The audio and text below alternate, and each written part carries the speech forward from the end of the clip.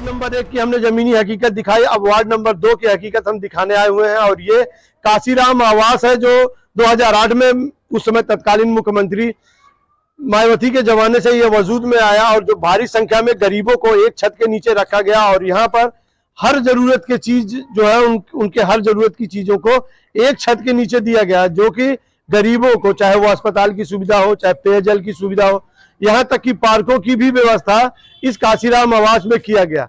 और इसका जो है रख रखाव खुद जो है जो नगर पालिका क्षेत्र में पहुंचा, क्योंकि यहाँ पर जब वार्ड मेंबरी का चुनाव होता है तो इसका मतलब है कि इसके विकास का जिम्मा जो है नगर पालिका के ही अधीन दिया गया। लेकिन 2008 से लेकर हम आपको दिखाना चाहेंगे कि ये जो सड़कें, ये नालियां जो है, आप तो देख ही रहे हैं कि ये सब नालियां किस तरह से बनी हुई है।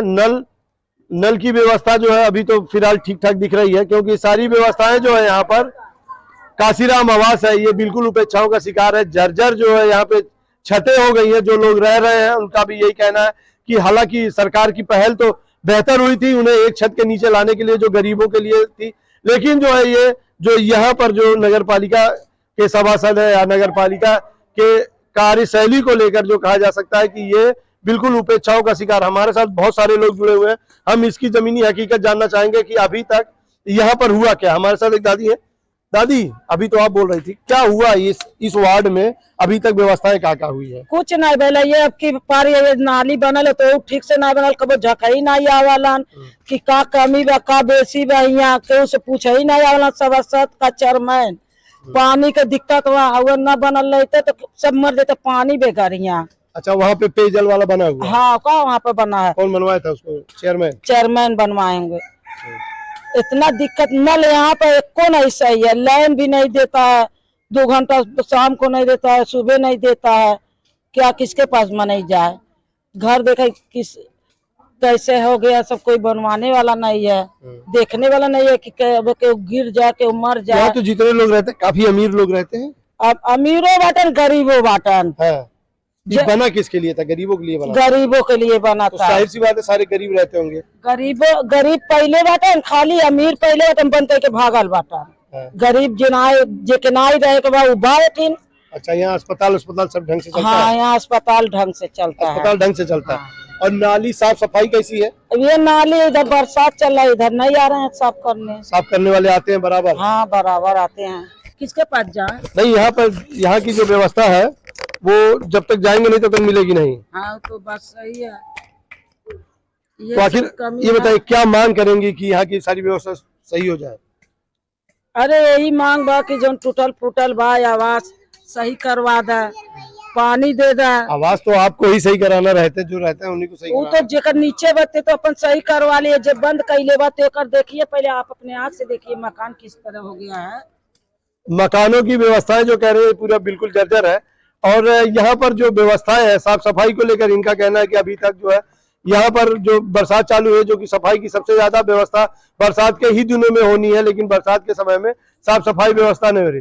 जो यहाँ पर मकान है वो बिल्कुल जर्जर पोजीशन में है और यहाँ पर जो है व्यवस्था नहीं, अभी कोई व्यवस्था इस तरह की नहीं है कि जो ये कहा जाए कि ये वार्ड बिल्कुल जो है जो विकास की गंगा में बहा हो। हालांकि गंदगी और सफाई जो यहाँ की है वो कहीं देखने को मिल ही नहीं रही है सफाई। हमारे साथ जो है यहाँ के वार्ड मेंबर, ये जो आने वाले समय में वार्ड मेंबरी का चुनाव लड़ेंगे, हम इनसे जानने की कोशिश करेंगे कि आखिर ये जो काशीराम आवास है वो किस तरह से उपेक्षाओं का शिकार हुआ। क्या नाम है? पहले जितेंद्र कुमार गुप्ता। गुप्ता जी, ये बताइए कि ये काशीराम आवास जो है इसमें कितनी सुविधाएं हैं? यहाँ सुविधा के नाम पे 0 है। जैसे यहाँ पे हमारे एक सभासद महोदय जी हैं, वो तो पहली बात यहाँ कभी जिंदगी में आते ही नहीं है। और यहाँ पे लॉकडाउन से लेकर के आज तक अभी आप देखिए नाली, यहाँ सौतेला व्यवहार होता है। नाली देख लीजिए, यहाँ पे सौतेला व्यवहार होता है। जहाँ कहीं नाली बनवाए धर्मेंद्र सभासद ने, जो एकदम 0 है। आप देखिए कि अभी 4 महीना हुआ, फिर उखड़ना शुरू हो गया अपने आप, बरसात आते ही उखड़ना शुरू हो गया। कोई भी नाली साफ नहीं है। 5 सालों में कितना विकास हुआ है? कुछ विकास नहीं, विकास के नाम पे 0, विकास के नाम पे 0। तो उनका तो ये कहना है कि हमने जो चेयरमैन को कार्य योजना बना कर दी, लेकिन चेयरमैन ने कुछ किया नहीं। ऐसा कुछ नहीं है। चेयरमैन ने प्याऊ जल का व्यवस्था किया। चेयरमैन, जैसे मान लीजिए चेयरमैन को इन्होंने कहा प्याऊ जल हुआ, रोड बनने के लिए उन्होंने कहा, लेकिन ये सभासद जो है सौतेला व्यवहार करते हैं हमेशा। इधर बजट तो चेयरमैन देगा ना। जी बजट तो देगा, बजट उनको दिया, लेकिन उन्होंने पूरा उपस्थित इसलिए कर दिया हम लोगों को। अभी हमारे द्वार तक जाइए, पूरा नाली फूटा हुआ है, ठीक है। उधर आप चले जाइए 68 नंबर तरफ, जहाँ पानी आता है। पहली बात तो आपका कहना है कि सभासद ने करवाया नहीं। सभासद ने कुछ नहीं करवाया, सभासद ने कुछ नहीं करवाया लॉकडाउन से लेकर अभी तक, क्योंकि वहाँ पे वो रहते हैं इस वार्ड से बाहर।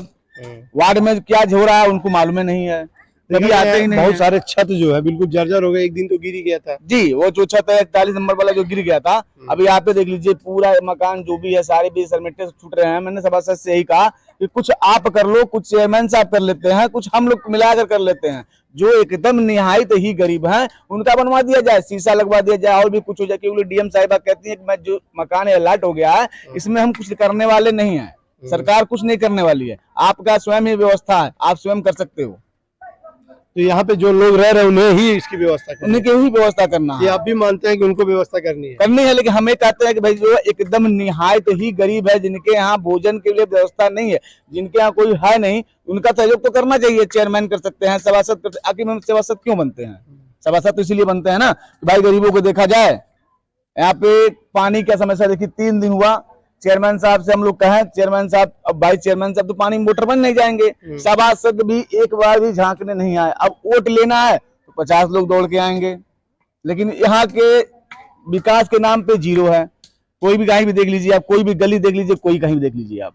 इनका कहना है कि विकास के नाम पर अभी भी जीरो रहा है। चेयरमैन बजट देते हैं लेकिन सभासद पे जाके अटक जाता है। फिलहाल मैं सिटी समाचार की तरफ से ये आपको जरूर बताना चाहूंगा कि जो काशीराम आवास एरिया है, इसका जो है जीर्णोद्धार खुद जो है जिनको आवंटन हुआ उन्हीं को कराना है, ना कि वो सरकार के भरोसे। हमने कई बार लोगों से जानने की कोशिश भी की थी कि आखिर ये जर्जर और खस्ता हाल व्यवस्था ये सुधर क्यों नहीं रही। तो उन्होंने कहा कि सरकार करवा नहीं रही है। लेकिन आप ये जितने लोग काशीराम आवास में जो भी सिटी समाचार का ये प्रोग्राम देख रहे होंगे, उन्हें ये जो समझना चाहिए कि यहाँ पर जितने भी आवास आवंटित हुए हैं वो सारे आवासों के रखरखाव की जिम्मेदारी खुद उसके अंदर रहने वाले लोगों की है। अगर उसके साथ कोई घटना या किसी तरह से जर्जर हालत में कोई भवन गिर भी जाता है तो सरकार की कोई जिम्मेदारी नहीं है। ये लोगों को समझना चाहिए, क्योंकि ये आवास उन्हीं को आवंटित किया गया है कि उसके मालिक भी वही है, उसके रखरखाव की जिम्मेदारी भी उन्हीं की है। हमारे साथ जो चाचा है हम इनसे जानने की कोशिश करें, अगर ये कुछ बोल सकते हैं तो इनसे जानने की कोशिश करें कि क्या व्यवस्था है चाचा, क्या लगता है कि यहाँ सारी व्यवस्था ठीक है? कोई व्यवस्था ठीक नहीं है, कोई व्यवस्था नहीं ठीक। पहली बात, पानी पीने की कोई व्यवस्था नहीं है, नल यहाँ के सारे नल खराब हैं। दूसरी बात, यहाँ मतलब एक भी मतलब जो है नाली ठीक भी नहीं है। तीसरी बात, शाम को लाइट काट देते हैं, सवेरे भी लाइट काट देते हैं, जब भी इनकी मतलब हम लोग को कोई सुविधा यहाँ है नहीं। यहाँ तो बिल्कुल इंडस्ट्रियल की लाइट थी कि हमेशा रहना था? नहीं, यहाँ रहना था, लेकिन सर यहाँ कोई नहीं है, कोई व्यवस्था नहीं है। और साफ सफाई की व्यवस्था की? साफ सफाई की व्यवस्था सर मतलब 2 आदमी है और वो मतलब जो है केवल सड़क साफ करते। सर ये देखिए हम लोग कितने गंदे में हैं, देख लीजिए, यहीं लगा लीजिए आप, अनुमान लगा लीजिए आप। हम आपको दिखाना चाहेंगे कि आगे आखिर रास्ते में जो है ये सारी व्यवस्थाएं किस तरह से। लोग कहते हैं कि हमने नगर पालिका को बिल्कुल सुसज्जित करके रखा है और इसमें जो है जो गरीबों के लिए, यहाँ तक कि नेताओं का ये रहता है कि हमने गरीबों के लिए बहुत कुछ किया है, लेकिन गरीबों का जो हाल है वो ये नालियां दिखा रही है। बिल्कुल जो नालियां बजबजाती हुई हैं और बरसात है, यहाँ पर जो है ये सारी व्यवस्था उनके लिए होनी चाहिए थी, लेकिन नालियां टूटी हुई हैं और इसमें जो पूरी गंदगी फैली हुई। लोग यहीं पे रहते हैं, अपना जीवन यापन करते हैं। उस समय की तत्कालीन मुख्यमंत्री जो है मुख्यमंत्री मायावती ने जो है इसको वजूद में लाया था कि एक छत के नीचे सारे गरीबों को ढूंढना नहीं पड़ेगा, सारी योजनाओं का लाभ मिलेगा। लेकिन ये गंदगी देखिए, ये गंदगी हम दिखाना चाहेंगे क्योंकि सारे लोगों को पता है कि नगर पालिका के अंदर ये काशीराम आवास एरिया आ चुका है, लेकिन गंदगी है। इसी गंदगी के बीच जो है गरीबों को रखा जाता है। गरीबों को वोट लेने के टाइम में तो वो पता नहीं क्या क्या चीजों से उन्हें पुकारते हैं, लेकिन जो है उनकी गरीबी का मजाक इसी तरह से गंदगी में लाकर उड़ाया जाता है। फिलहाल सिटी समाचार हमेशा जो है आपको नगर पालिका की जमीनी हकीकत दिखाता रहेगा कि आखिर सुविधाएं जो है क्या क्या रही हैं नगर पालिका में। ये भी काशीराम आवास एरिया वार्ड नंबर 2 माना जाता है और कहते हैं कि जो है यहाँ पर सारी व्यवस्था है एक छत के नीचे। हमने आपको दिखाया कि एक छत के नीचे क्या क्या व्यवस्था है, कैसे कैसे लोग यहाँ पर जीवन यापन कर रहे हैं। अति दलित और निचले तबके के लोगों को यहाँ पर आवास आवंटित हुआ है। यहाँ की जिम्मेदारी पूरी तरह से नगर पालिका की है। यहाँ पर रख रखाव की व्यवस्था सारी नगर पालिका की है। अब नगर पालिका अपने आप में अपनी पीठ थपथपाए कि हमने 5 सालों में बहुत सारा विकास किया, तो ये मानने वाली बात होगी कि किस तरह से विकास हुआ है आपको हम दिखाई रहे हैं, लेकिन हम आपको और भी दिखाते रहेंगे। आपकी बार जो है सिटी समाचार वार्ड नंबर 3 को लेकर आएगा कि वहां की जमीनी हकीकत क्या है।